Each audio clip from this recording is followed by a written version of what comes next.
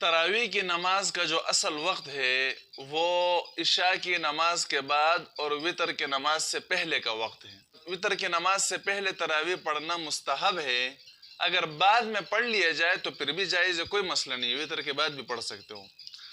لیکن عشاء کی نماز سے پہلے نہیں پڑھ سکتے ہو۔ تو اگر کوئی مسجد میں پہنچا اور عشاء کی نماز ہو چکی تھی تو اس کو چاہیے کہ پہلے عشاء کی نماز پڑھے پھر تراویح میں شرکت کرے۔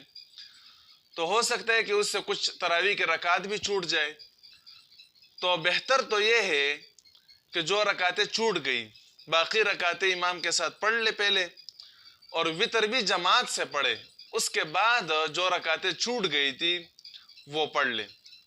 یہ بہتر طریقہ ہے۔ لیکن اگر کسی نے وتر چھوڑ دی، امام کے ساتھ نہیں پڑھی، پہلے تراویح پڑھی مکمل